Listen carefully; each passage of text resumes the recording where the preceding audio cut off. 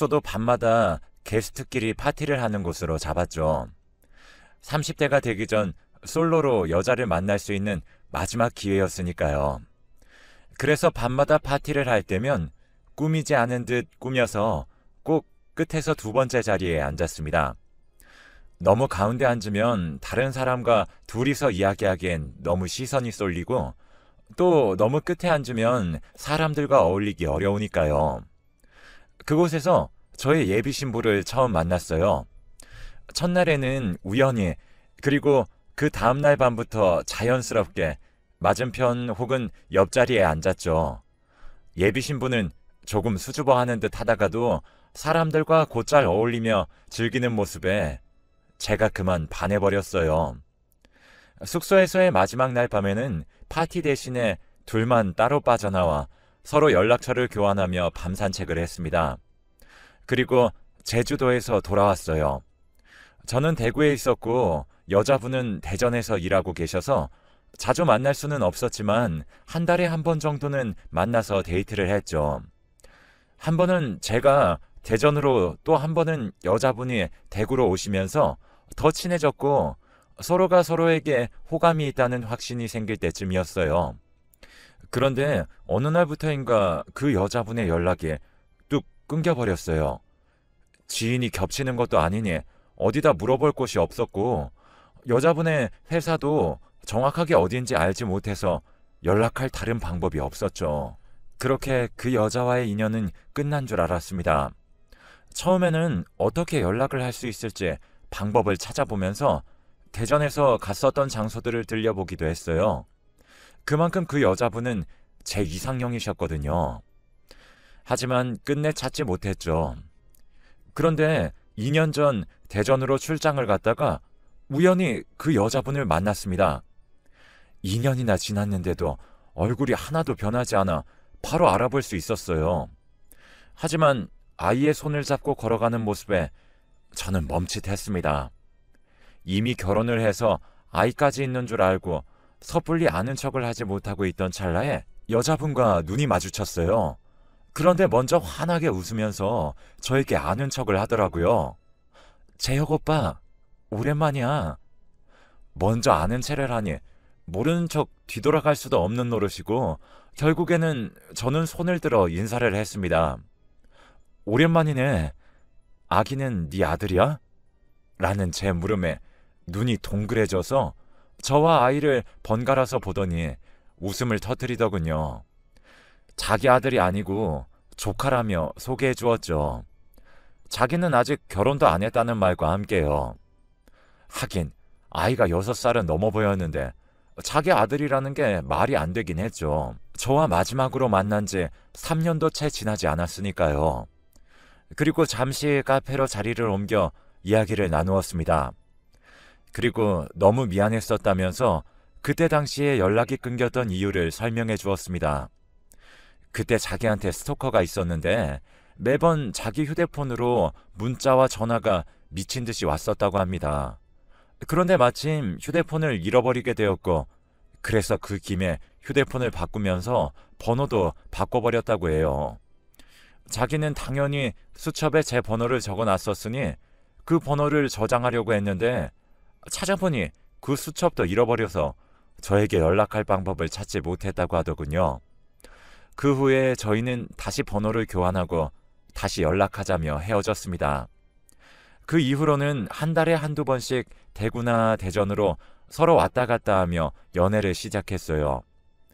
3년 전처럼 또 혹시나 사라질까 싶어서 저는 곧장 사귀자고 고백을 했죠. 그렇게 연애를 한 지 2년이 지나고 제가 대전에 있는 지사로 근무지를 옮기기로 하면서 프로포즈를 했습니다. 여자친구도 너무 좋아하며 날짜를 잡고 결혼 준비를 시작했죠. 하지만 그때부터 여자친구는 가끔 연락을 받지 않았어요. 매번 조카를 돌봐주느라 정신이 없어서 그랬다고 이야기를 했지만 그러기에는 하루 종일 연락이 끊기는 경우도 종종 있었거든요. 저는 그저 결혼을 앞둔 여자들은 이런저런 불안함 때문에 그럴 수도 있다던데 라고 생각하며 대수롭지 않게 넘겼습니다. 아무래도 제가 대구에 있으면서 결혼을 준비하다 보니 그런 거라 생각하고 대전으로 회사를 옮기고 옆에 있어주면 그렇지 않을 거라 생각했죠. 몇 번의 연락 두절을 겪고 저는 대구에서의 회사 생활을 정리하는 마지막 출근 날이었습니다. 다음날 일찍 대전으로 이사할 집을 알아보러 가야 했기 때문에 조금 이른 퇴근을 하고 제가 대구에서 살고 있는 집으로 향했습니다. 그런데 저의 집 앞에 처음 보는 남자가 한 명 서 있더라고요. 그냥 누군가를 기다리는 건가 싶어 저는 신경 쓰지 않고 집으로 들어가려는 찰나에 그 남자가 제 이름을 부르며 저를 불러 세웠습니다. 어리둥절하여 그 남자를 보니 다짜고짜 저에게 주먹을 날리는 게 아니겠습니까? 그렇게 몇 대를 맞으며 왜 이러시는 거냐며 소리를 쳤더니 지금 뻔뻔하게 불륜을 저질러 놓고 어디서 모르는 척이냐면서 자신이 나연이의 남편이라고 하는 겁니다. 저와 결혼을 약속한 나연이의 남편이라니요. 금시초문이라는 듯한 눈으로 그 남자를 쳐다보니 저와 나연이의 사진들을 들이밀며 이래놓고도 정말 불륜이 아니냐면서 저를 몰아세웠습니다. 여기 너네 둘이서 바람피는 거 다 찍혀 있잖아. 나 없는 동안 잘도 우리 집 안방까지 들락거렸더라. 어이가 없어서 저도 반박했습니다. 무슨 소리 하는 겁니까? 나연이는 다음 달에 저랑 결혼하기로 한 여자입니다. 나연이는 부모님이랑 셋이서 살고 있다고 했어요. 남자도 어이가 없다는 듯이 결혼은 무슨 결혼이냐며 다시금 주먹을 들어 저에게 휘두르려고 했어요. 그때는 저도 맞고만 있지 않으려 똑같이 대응해 주려는 찰나에 경찰이 도착했습니다. 동네 주민들이 시끄럽게 싸우는 소리를 듣고 신고한 것이었죠. 경찰들은 저희를 진정시킨 후 대화로 해결하라고 경고한 뒤에 자리를 떠났습니다. 저희는 근처 카페로 가서 자세한 이야기를 해보기로 했어요. 먼저 남자는 자신이 나연이와 결혼한 지 5년이 되었다며 자신의 결혼 사진들을 보여주었습니다. 지금까지 자기가 대학원에서 맡은 연구 때문에 서울에 있는 시간이 많아서 그 사이에 저랑 바람이 난 거라고 하더군요. 저도 기가 찰 노릇이었습니다. 결혼까지 한 사람이 또 저랑 결혼하려고 하다니 말도 안 되는 이야기지 않습니까? 어차피 결혼 사진쯤이야 충분히 합성으로도 만들어낼 수 있는 것들이고 남자도 저도 주장하는 말을 완벽하게 입증할 증거는 없었습니다. 하지만 남편이라는 사람과 이야기해보니 참 기가 막히더라고요. 먼저 저를 처음 만났던 제주도에서부터 그 여자는 모두 거짓말이었어요. 이미 그때도 결혼은 했었고 제주도로 둘이서 신혼여행을 왔던 것이라고 합니다. 근데 신혼여행에서 싸우자 화가 나서 혼자 게스트하우스를 잡아서 일주일 내내 저랑 그러고 있었던 거였다고 하더군요. 심지어 마지막 날에는 저와 연락처까지 교환했는데 말이에요. 그리고 돌아와서 남편과 화해하고 2달 만에 혼인신고를 했다고 합니다. 딱 저와 2달을 연락하고 연락이 끊겼으니 시기도 딱 맞아떨어졌죠. 그때는 양심이 조금 남았었던 것인지 저와 연락을 끊은 것 같더군요. 그 후로 저와 다시 만났을 땐 자신은 대학원 때문에 금요일 저녁에 퇴근해서 서울로 올라가 주말 내내 집에 내려오지 않았고 평일에는 금요일에 일찍 퇴근하기 위해 매번 늦게까지 일을 하고 퇴근했다고 합니다. 자기가 신경을 많이 쓰지 않는 것 같으니 편하게 바람을 핀 것 같다며 당신도 속은 거라며 말하더군요. 너무 말도 안 되는 이야기이기에 차마 그 남자의 말을 다 믿을 수가 없었습니다. 왜냐면 평소에도 스토커가 자꾸 자기가 남편이라고 거짓말하면서 자기 주위의 남자들에게 협박하고 다닌다는 말을 들은 적이 있었거든요. 제가 계속 자신의 말을 의심하는 듯 보이자 남편이라는 사람은 함께 대전으로 가서 확인해 보자며 당당하게 말했습니다. 마침 저도 일찍 퇴근했었고 그 남편도 연차를 내고 찾아와서 대전으로 가면 딱 나연이의 퇴근 시간이었어요. 저도 찝찝함을 털어버리고 싶어서 그 남자의 말에 흔쾌히 알겠다고 하고 대전으로 갔습니다. 대전에 도착하니 딱 퇴근 시간과 맞물려서 회사 앞은 사람들이 잔뜩 모여 있더라고요. 기다리는 동안 초조해져서 담배를 얼마나 피운 건지도 모르겠습니다. 지나가는 사람들은 지독한 담배 냄새에 눈살을 찌푸리면서 저희를 보고 갔지만 저는 그걸 신경 쓸 정신이 아니었어요. 퇴근 시간이 다가오고 나연이가 회사에서 나오자마자 저희 둘은 그 앞을 막았습니다. 저희 두 사람이 함께 있는 것을 보고 나연이는 당황한 기색이 역력했죠. 가장 먼저 입을 뗀 것은 남편이라는 사람이었습니다. 왜? 당황스러워? 어디서 결혼도 안 한 척 남자를 만나고 다녀? 내가 아무리 바빠도 그렇지 그것도 모를 줄 알았어? 남편의 호통에 주위 사람들의 시선이 집중되었죠. 그 여자는 큰 소리가 나니 그제서야 울며 빌며 아니라며 집에 가서 이야기하자고 빌더군요. 이번엔 제가 막아서고 이야기했습니다. 그럼 유부녀가 나랑 결혼까지 하려고 한 건 뭐야? 가긴 어디 가? 여기서 이야기해. 그때부터 주위 사람들이 가던 길을 멈추고 저희를 구경하는 것이 느껴졌어요. 이미 대전까지 회사를 옮기기로 다 결정했는데 여기서 가장 억울한 것은 저였으니까요. 그 여자는 여전히 회사 앞인 게 창피한 것인지 다른 곳으로 옮겨서 이야기하자고 했지만 저희 둘은 전혀 그럴 생각이 없었습니다. 오히려 일부러 회사 사람들 다 들으라고 그곳에 발붙이고 서서 큰 소리로 화를 냈습니다.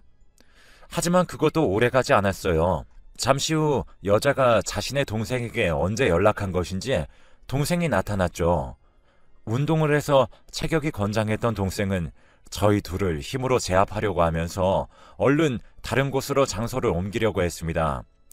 하지만 저희가 계속 버티고 서 있자 오히려 적반하장으로 저보고는 결국 결혼식도 하지 않았고 손해본 것은 없지 않냐면서 결혼식 취소 비용은 이쪽에서 물어내 드릴 테니 이제 그만하고 꺼지라고 하더군요.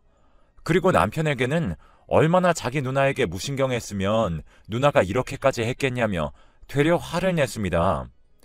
동생이 와서 몰아붙이자 그 여자는 동생 뒤에 쏙 숨어서 저희를 지켜보는 것이 너무 얄미워서 얼른 나오라며 소리를 질러댔죠. 주위 사람들이 이제 대놓고 저희들을 둘러싸고 구경하자 남편도 저도 이판사판이었습니다. 그러자 동생이 기어코 주먹을 들어올리며 저와 남편에게 휘두르기 시작했어요. 하지만 몇 번 휘두르지도 못하고 경찰이 출동했습니다. 아마 저희가 언성을 높이며 분위기가 험악해지자 구경하던 사람들이 신고를 한 것이었겠죠. 경찰이 와서 상황을 중재하고 이번에는 경찰서로 가서 나머지 이야기를 나누기로 했습니다. 동생이 주먹을 저희에게 휘둘렀으니 당연히 그에 대한 조치도 취해야 하고요. 하지만 경찰서에 가서도 동생은 적반하장이었습니다. 자신은 누나를 보호하려고 어쩔 수 없이 정당방위를 한 것이라고 하더라고요. 경찰도 저희 이야기를 듣더니 한숨을 푹 내쉬며 부끄럽지도 않냐며 그 여자와 동생을 타박했지만 그들은 아주 뻔뻔하게 자신들은 잘못이 없지 않냐며 먼저 찾아와 시비를 건 것도 저와 남편이라면서 자기 회사 앞에서 그렇게 다 소문을 냈으니 오히려 명예훼손으로 고소하겠다며 길길이 날뛰었습니다. 그리고 흥분해서는 애초에 저와는 결혼할 생각도 없었고 다음 주 안으로 결혼식을 엎으려고 했었다고 하더군요. 자기는 그냥 남편이 집에 잘 들어오지 않으니 너무 외로워서 잠시 그랬었던 거라며 남편을 붙잡고 말했습니다. 저는 완전 병풍 취급을 하면서 말이죠. 여자가 남편에게 빌자 경찰도 한숨을 내쉬면서 말했어요. 한번 봐주시죠. 두 분 사이에 아이도 있는데 아이 생각도 하셔야죠. 그 말에 남편이 벌떡 일어났습니다. 뭐라고요? 저희 사이에 무슨 아이가 있어요? 그러자 경찰이 당황하며 무슨 소리냐며 지금 7살 된 아이가 하나 있다고 나온다고 왜 모르시냐며 반문했죠. 그 여자는 남편에게 찰싹 달라붙어 있다가 아이 이야기에 슬금슬금 남편에게서 멀어지기 시작했습니다. 남편이라는 사람이 이게 대체 무슨 말이냐는 듯이 여자를 쳐다보자 여자는 방금 전까지의 당당한 태도는 버리고 고개를 푹 숙이고선 들지 못했어요. 그러자 제 기억을 스쳐 지나가는 아이가 한 명 있었습니다.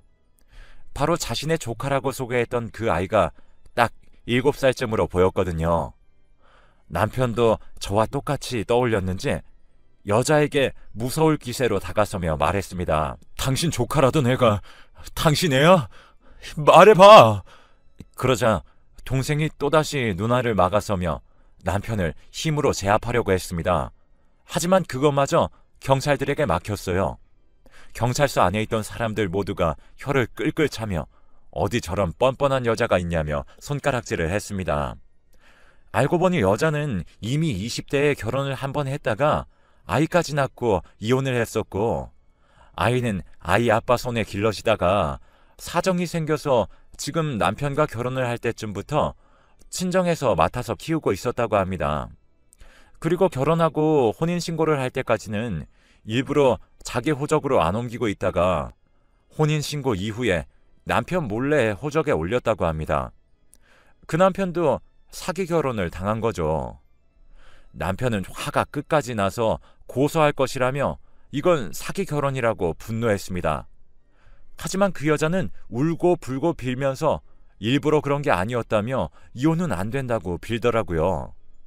그제야 동생도 다시 한번 생각해보라고 이혼이 말처럼 쉽냐면서 남편을 설득하기에 나섰죠.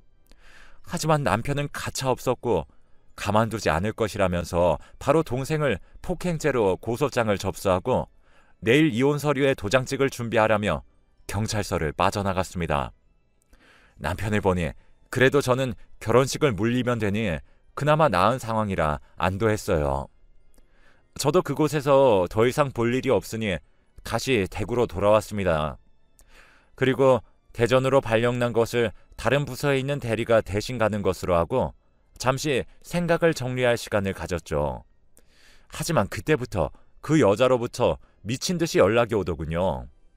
마치 스토커처럼 하루 종일 전화와 문자가 왔었는데 사실은 저에게 진심이었다면서 아직 결혼식장이랑 웨딩 촬영은 취소하지 않았으니 결혼식을 올리자며 집까지 찾아왔어요. 남편 쪽을 통해 이야기를 들어보니 다음날 바로 이혼 합의서에 도장 찍었다고 하더라고요. 도장 안 찍어주면 사기 결혼으로 고소할 거라고 하니 바로 꼬리를 내렸다고 합니다. 그리고 회사에서도 이미 소문이 다 퍼져서 다음날 회사에 가니 팀장이 잠시 휴가를 가는 건 어떠냐면서 강제로 휴가를 보냈다고 하더라고요. 여기도 저기도 자신을 받아줄 기미가 보이지 않으니 저에게까지 온 것이었습니다. 거기다 이제는 그 여자의 부모까지 가세해서 저를 괴롭히기 시작했어요. 제가 결혼 이야기만 꺼내지 않았으면 걸리지 않고 잘 넘어갔을 일을 제가 키웠다면서요. 애초에 딸이 결혼했는데 바람피는 것에 장단 맞춰주며 뻔뻔하게 상견례 자리까지 와서 사돈이라는 말을 했던 것부터가 집안 사람들이 단체로 정신이 나간 것들이죠.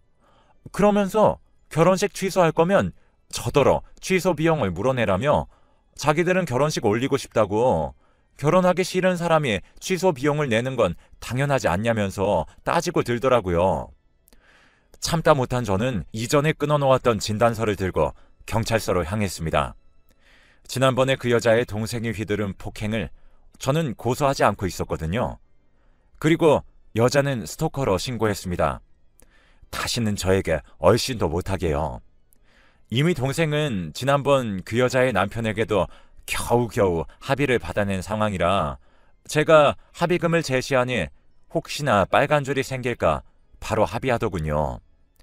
그 돈으로 결혼식 취소 비용을 모두 내고 취소했습니다.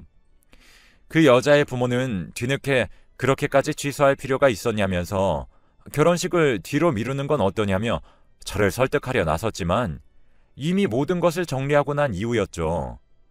그리고 그 여자는 스토커로 벌금을 내고 접근 금지 처분까지 내려졌습니다. 이제 정말로 그 여자와는 끝을 낸 것 같아 속이 다 시원했어요.